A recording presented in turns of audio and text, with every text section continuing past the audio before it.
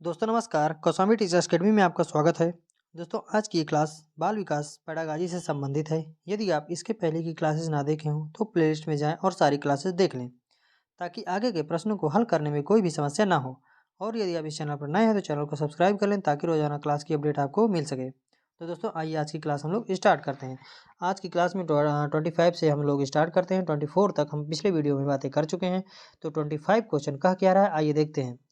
25 question में कह रहा है वाइगास्की के अनुसार क्या वाइगास्की के अनुसार बच्चे साथी समूह के सक्रिय सदस्य कब बनते हैं। वाइगास्की महोदय जो अपनी थ्योरी दिए थे उनके अनुसार हमको बताना है कि बच्चे जो है साथी समूह के सक्रिय सदस्य कब बनते हैं।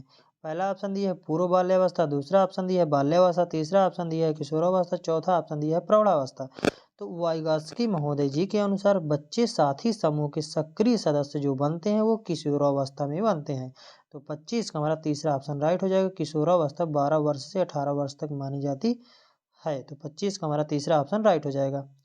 उसके बाद 26 क्वेश्चन वाइगास्की के अनुसार किसी बालक के विकास में सबसे महत्वपूर्ण योगदान निम्न में से किसका होता है।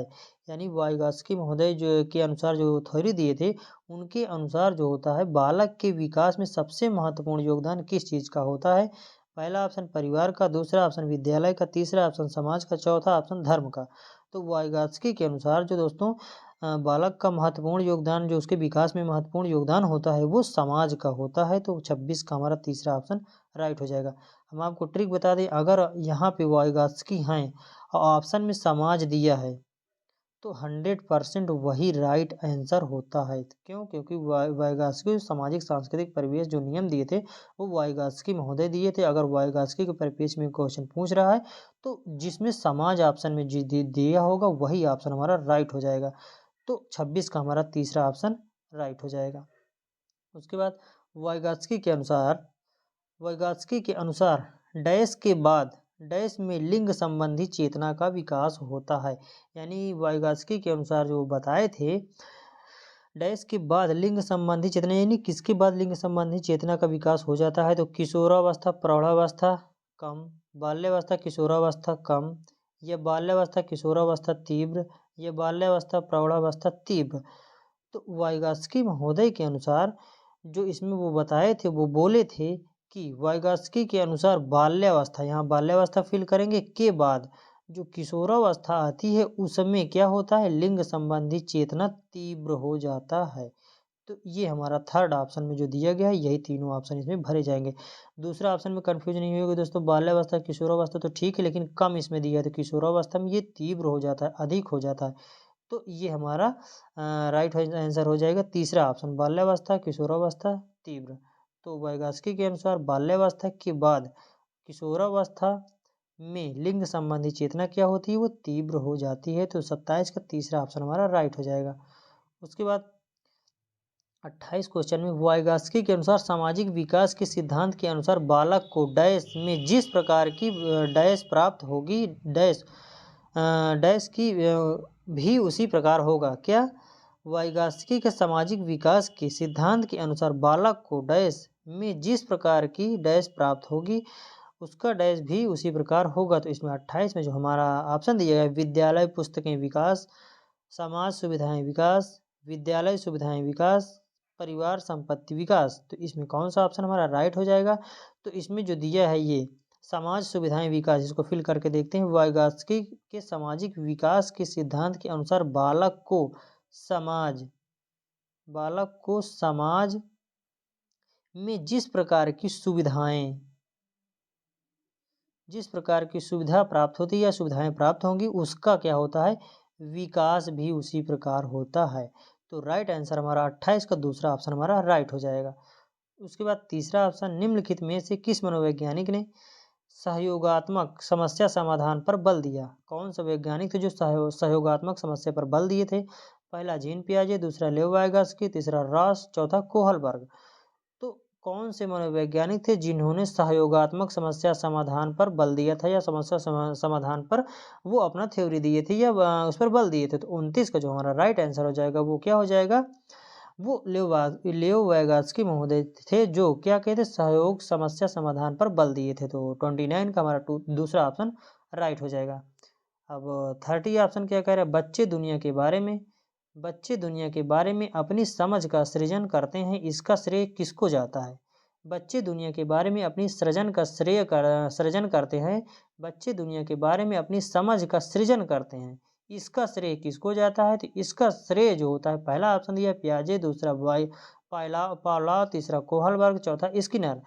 तो पावलोव, कोहलबर्ग, स्किनर और पियाजे में कौन सा हो जाएगा। जो ये कहे थे कि बच्चे दुनिया के बारे में अपनी समझ का सृजन करते हैं, इनका श्रेय किनको जाता है। तो इनका श्रेय जो है पियाजे महोदय जी को जाता है। तो 30 का हमारा पहला ऑप्शन राइट हो जाएगा।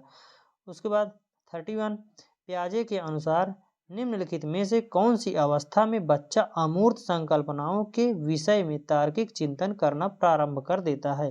यानी पियाजे महोदय के अनुसार निम्न में से कौन सी अवस्था में बच्चा अमूर्त संकल्पनाओं के विषय में तार्किक कौन सा चिंतन तार्किक चिंतन करना प्रारंभ कर देता है।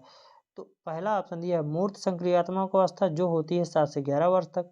दूसरा औपचारिक संक्रियात्मक अवस्था, जो होती है 11 से ऊपर तक, 11 वर्ष से ऊपर तक या इससे ऊपर तक।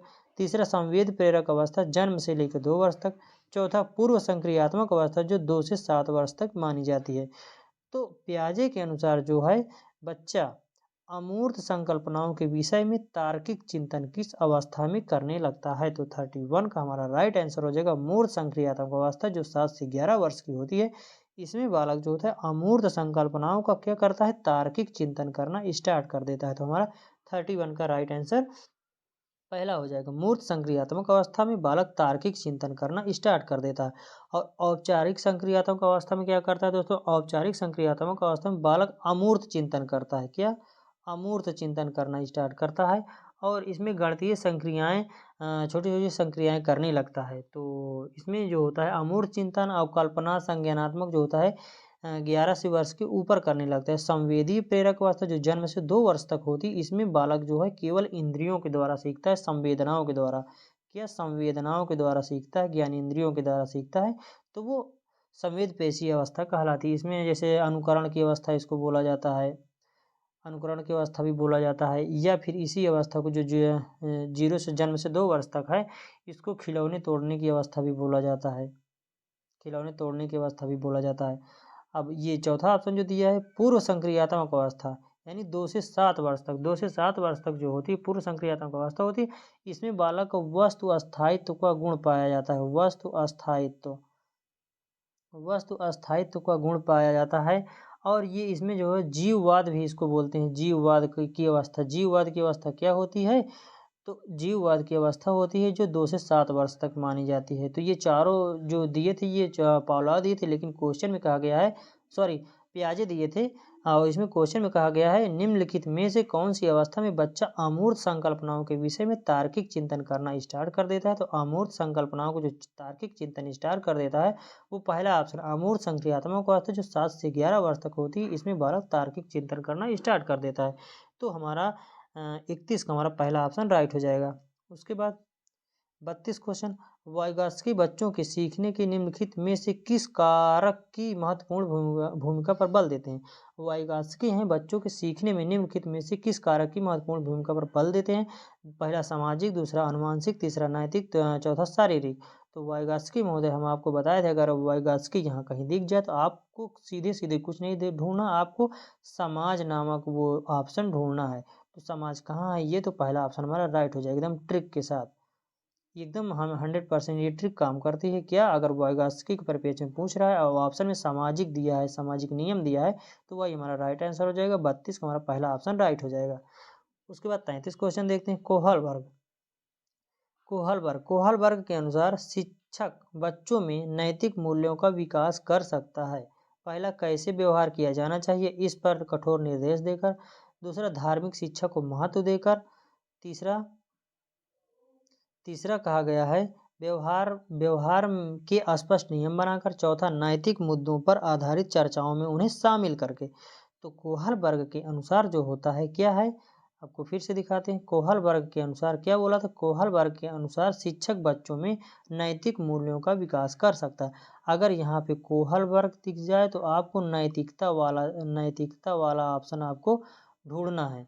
तो नैतिकता जिसमें रहेगा वही हमारा राइट आंसर हो जाएगा। तो कोहल वर्ग से नैतिकता का रिलेट करिए। अगर कोहल वर्ग के परिप्रेक्ष्य में पूछ रहा है तो नैतिकता वाला ऑप्शन 100% हमारा राइट होता है। यहाँ पहले ऑप्शन दिया है कैसे व्यवहार किया जाए, इस पर कठोर निर्देश बालकों को नहीं लगाना चाहिए, निगेटिव टैग वर्ड होता है, ये ऑप्शन कट जाएगा। धार्मिक शिक्षा नहीं देना चाहिए बच्चों को, क्योंकि कई धर्म के बच्चे होते हैं, उनको धार्मिक शिक्षा का महत्व नहीं देना चाहिए। नहीं, बाकी उस धर्म से जो रिलेट बच्चे नहीं होते हैं वो क्या करते हैं, वो डिस्क्रिमिनेट होने लगते हैं, वो घबराने लगते हैं। तो ये दोनों ऑप्शन हमारे गलत हैं। उसके बाद अगला ऑप्शन जो दिया है व्यवहार में अस्पष्ट नियम बनाकर, ये भी बात गलत है। नैतिक मुद्दों पर आधारित चर्चाओं में उन्हें शामिल करके, हम बताए थे यदि आपको हर वर्ग दिया है तो यहाँ नैतिक मुद्दा या नैतिक वर्ड ढूंढना है, वही ऑप्शन हमारा राइट हो जाएगा। तो यहाँ नैतिक मुद्दों पर आधारित चर्चाओं में उन्हें शामिल करके, तो चौथा ऑप्शन हमारा राइट हो जाएगा। उसके बाद एक शिक्षिका क्या एक शिक्षिका अपने शिक्षार्थियों की इस रूप में सहायता करती है कि वे एक स्थिति के अनेक दृष्टिकोणों की सराहना कर सकें। वह विभिन्न समूहों में एक स्थिति पर वाद विवाद करने के अवसर उपलब्ध करवाती है। वाइगास्की के परिप्रेक्ष्य के अनुसार उसके विभिन्न दृष्टिकोणों को डैश करेंगे और अपने तरीके में उस स्थिति के अनेक परिप्रेक्ष्य विकसित करेंगे। क्या तर्कसंगत के परिप्रेक्ष्य में, या आत्मसात, या फिर निर्माण, या फिर संक्रियात्मक? इतना बड़ा ऑप्शन है, इतना बड़ा क्वेश्चन है कि अब पढ़ते पढ़ते क्या ढूंढना ये नहीं मालूम पड़ पाता।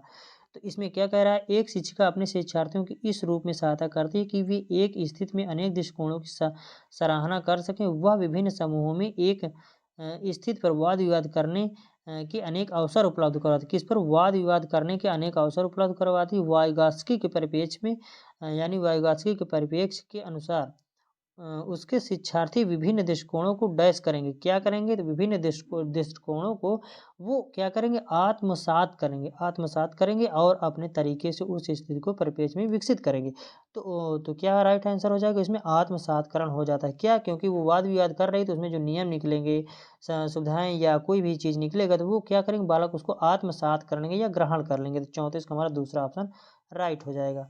तो ये 34 का हमारा दूसरा ऑप्शन आत्मसातकरण राइट हो जाएगा। उसके बाद 35 क्वेश्चन, एक शिक्षिका अपनी कक्षा से कहती है सभी प्रकार के प्रदत्त कार्य, यानी इसमें कहने का मतलब है एक शिक्षिका अपनी कक्षा से कहती है सभी प्रकार के प्रदत्त कार्यों का निर्माण इस प्रकार किया गया है कि प्रत्येक विद्यार्थी अधिक प्रभावशाली ढंग से सीख सकें, अतः सभी विद्यार्थी बिना किसी अन्य की सहायता से अपना कार्य पूरा करें। उसके बाद वह कोहल वर्ग के किस नैतिक विकास के चरण की ओर संकेत दे रही है?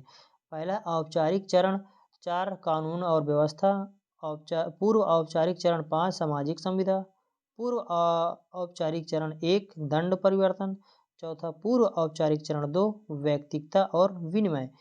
तो इसमें जो बोल रही है शिक्षिका, क्या बोल रही है कि सभी प्रकार के प्रदत्त कार्यों का निर्माण इस प्रकार किया गया है कि प्रत्येक विद्यार्थी अधिक प्रभावशाली ढंग से सीख सके, अतः सभी विद्यार्थी बिना किसी अन्य की सहायता से अपना कार्य पूर्ण करें। वह कोहल वर्ग के नैतिक विकास के चरण की ओर किस चरण की ओर संकेत दे रही? तो वह जो है औपचारिक चरण 4 जगह कानून व्यवस्था की ओर संकेत दे रही है। तो फर्स्ट ऑप्शन हमारा राइट हो जाएगा। सीटेट फरवरी 2014 में ये आया हुआ क्वेश्चन है। उसके बाद 36 नंबर क्या कह रहा है, एक वर्ष तक के शिशु, यानी 1 वर्ष तक के शिशु जब आंख, कान, नाक व हाथों से सोचते हैं तो निम्नलिखित में से कौन सा स्तर शामिल हो सकता है? पहला मूर्त संक्रियात्मक स्तर, दूसरा पूर्व संक्रियात्मक स्तर, तीसरा इंद्रिय जनित गामक स्तर, चौथा दिया है अमूर्त संक्रियात्मक स्तर। सितंबर 2014 में आया हुआ क्वेश्चन। इसमें क्या कह रहा है, 1 वर्ष तक के शिशु जब आंख, कान व हाथों से सोचते हैं तो निम्नलिखित में से कौन सा स्तर शामिल होता है? तो 36 का हमारा राइट आंसर हो जाएगा जो तीसरा ऑप्शन दिया गया है। क्या बोल रहा है, इंद्रिय जनित गामक स्तर। इससे बालक जो होता है आंख, कान और हाथों से सोचते हैं, यानी इंद्रिय जनित गामक अवस्था जो होती है वो 0 से 2 वर्ष तक मानी जाती है। तो इसमें जो बालक होता है अपने इंद्रियों के माध्यम से सीखता है। तो 36 का हमारा तीसरा ऑप्शन राइट हो जाएगा। उसके बाद 37 क्वेश्चन, रिया कक्षा पिकनिक तय करने हेतु ऋषभ से सहमत नहीं है। वह सोचती है कि बहुमत को अनुकूल बनाने के लिए नियमों का संशोधन किया जा सकता है। यह सहपाठी विरोध पियाजे के अनुसार निम्नलिखित में से किससे संबंधित है? तो पहला ऑप्शन दिया है विषमांग नैतिकता से, दूसरा संज्ञानात्मक अपरिपक्वता से, तीसरा प्रतिक्रिया से, चौथा सहयोग की नैतिकता से। तो इसमें क्वेश्चन कहा गया है रिया जो नाम की एक बच्ची जो पिकनिक जाने के लिए जो तय करने हैं तो ऋषभ से क्या है सहमत नहीं है। वह सोचती है कि बहुमत को अनुकूल बनाने के लिए नियमों का संशोधन किया जा सकता है। यानी वो कह रही है कि अगर खूब ढेर सारे बच्चे अगर वो कह रहे हैं पिकनिक नहीं जाना है, दो चार कह रहे हैं पिकनिक जाना है, तो जिसमें बहुमत है उसको अनुकूल बनाने के लिए नियम का परिवर्तन किया जा सकता है। यह सहपाठी विरोध पियाजे के अनुसार निम्नलिखित में किससे संबंधित है? तो यह जो है सहयोग की नैतिकता से संबंधित है। किसके अनुसार इसमें दिया गया है, किसके अनुसार? पियाजे के अनुसार। ये किससे संबंधित है? पियाजे के अनुसार जो है ये सहयोग की नैतिकता से संबंधित है। जो जहाँ मेजॉरिटी रहेगी जिसकी वहीं ज़्यादा जाएंगे, उसमें सहयोग की भावना उत्पन्न होती है। तो ये चौथा ऑप्शन राइट हो जाएगा। हमारा 37 का चौथा ऑप्शन राइट हो जाएगा। उसके बाद 38 लॉरेंस कोहलबर्ग के सिद्धांत में कौन सा स्तर नैतिकता की अनुपस्थिति को सही अर्थ से सूचित करता है या सही अर्थ में सूचित करता है? स्तर 3, स्तर 4, स्तर 1, स्तर 2। लॉरेंस कोहलबर्ग के अनुसार सिद्धांत के कौन सा नैतिकता की अनुपस्थिति को सही अर्थ में सूचित करता है? तो कोहलबर्ग के अनुसार जो नैतिकता की जो अनुपस्थिति होती है वो किस स्तर पे होती है? तो 38 का जो तीसरा ऑप्शन दिया है पहले स्तर में जो नैतिकता की जो होती है अनुपस्थिति होती है। तो हमारा पहला ऑप्शन राइट हो जाएगा, सॉरी तीसरा ऑप्शन राइट हो जाएगा। 38 का हमारा तीसरा ऑप्शन राइट है। जो कोहलबर्ग के अनुसार जो होता है वो पहला स्तर जो होता है उसमें क्या होता है नैतिकता की अनुपस्थिति होती है। तो 38 का तीसरा ऑप्शन हमारा राइट हो जाएगा। उसके बाद 39 क्वेश्चन कह रहे हैं पियाजे के अनुसार या पियाजे के सिद्धांत के अनुसार निम्नलिखित में से कौन सा व्यक्ति के संज्ञानात्मक विकास को प्रभावित नहीं करता? ये सीटेट फरवरी 2015 में आया हुआ क्वेश्चन है। क्या बोल रहा है इसमें? पियाजे के सिद्धांत के अनुसार निम्नलिखित में से कौन सा व्यक्ति के संज्ञानात्मक विकास को प्रभावित नहीं करता? तो हम लोग ऑप्शन देखते हैं। ऑप्शन इसमें दिया गया है, पहला ऑप्शन दिया गया है भाषा, दूसरा ऑप्शन दिया है सामाजिक अनुभव, तीसरा ऑप्शन दिया है परिपक्वन, चौथा ऑप्शन दिया है क्रियाकलाप। तो इसमें कौन सा ऑप्शन हमारा राइट हो जाएगा? इसमें बोल रहा है कि पियाजे के सिद्धांत के अनुसार निम्नलिखित में से कौन सा व्यक्ति संज्ञानात्मक विकास को प्रभावित नहीं करता है? तो 39 का जो हमारा राइट आंसर हो जाएगा। 39 का हमारा दूसरा ऑप्शन सामाजिक अनुभव। तो 39 का दूसरा ऑप्शन राइट हो जाएगा हमारा सामाजिक अनुभव। उसके बाद 40 क्वेश्चन, 40वां क्वेश्चन कह रहा है, 40वां क्वेश्चन में कह रहा है अध्यापिका ने ध्यान दिया। क्या? अध्यापिका ने ध्यान दिया कि पुष्पा अपने आप किसी एक समस्या का समाधान नहीं कर सकती, फिर भी वह एक वयस्क या साथी के मार्गदर्शन की उपस्थिति में ऐसा करती है। इस मार्गदर्शन को क्या कहते हैं? इस मार्गदर्शन को पार्श्वकरण या पूर्व क्रियात्मक चिंतन या समीपस्थ विकास का क्षेत्र या फिर सहारा लेना। तो इसमें जो होता है एक अध्यापिका ने ध्यान दिया कि पुष्पा नाम की जो बच्ची थे अपने आप किसी एक समस्या का समाधान नहीं करती है या नहीं कर सकती, फिर भी वह वयस्क या साथी के मार्गदर्शन की उपस्थिति में ऐसा करती है। इस मार्गदर्शन को क्या कहते हैं? यानी इसका कहने का मतलब है पुष्पा नाम की एक बच्ची है जो कोई भी थोड़ा सा मान लीजिए जो समस्या का समाधान है वो अपने स्वयं में नहीं करती, वो उस समाधान को करने के लिए अपने साथी समूह का सहयोग लेती है। तो वयस्क या साथी के मार्गदर्शन की उपस्थिति में ऐसा करती है, इस मार्गदर्शन को क्या कहते हैं? तो इस मार्गदर्शन को पहला ऑप्शन दिया है पार्श्वकरण, दूसरा ऑप्शन दिया है पूर्व क्रियात्मक चिंतन, तीसरा ऑप्शन समीपस्थ विकास, चौथा ऑप्शन सहारा देना। तो इस क्रिया को जो क्या है बच्ची है जो अपने साथी समूह से साथी सदस्य जो सहारा लेती है तो वो सहारा लेना इसको बोलते हैं। इसको इसके फोल्डिंग भी बोला जाता है। पिछली बार सीटेट में ये आया हुआ था, इसी सहारा देने के दर पर वो लिख दिया था पाड़ देना। तो पाड़ देना भी मतलब होता है सहारा देना। तो इसमें आप कन्फ्यूजन नहीं होइएगा। तो या सहारा देना रहेगा या फिर पाड़ देना रहेगा या फिर रहेगा इसके फोल्डिंग। आप इंग्लिश में देख लीजिएगा बगल में रहता है इंग्लिश, तो उसमें इसके फोल्डिंग रहेगा तो वही हमारा राइट आंसर हो जाएगा। चौथा ऑप्शन है हमारा राइट हो जाएगा। 40 का चौथा ऑप्शन राइट हो जाएगा। उसके बाद 41 क्वेश्चन क्या करें कोहलबर्ग के पूर्व परंपरागत स्तर के अनुसार कोई नैतिक निर्णय लेते समय एक व्यक्ति निम्नलिखित में से किसको प्रवृत्ति होगा? यानी कोहलबर्ग के विकास के पूर्व परंपरागत स्तर के अनुसार नैतिक निर्णय लेते समय एक व्यक्ति निम्नलिखित में से किसको प्रवृत्ति होगा? तो इसमें पहला ऑप्शन दिया है व्यक्तिगत आवश्यकताओं तथा इच्छाओं की ओर, दूसरा व्यक्तिगत मूल्यों की ओर, तीसरा पारिवारिक अपेक्षाओं की ओर, चौथा अंतर्निहित संभावित दंड की ओर।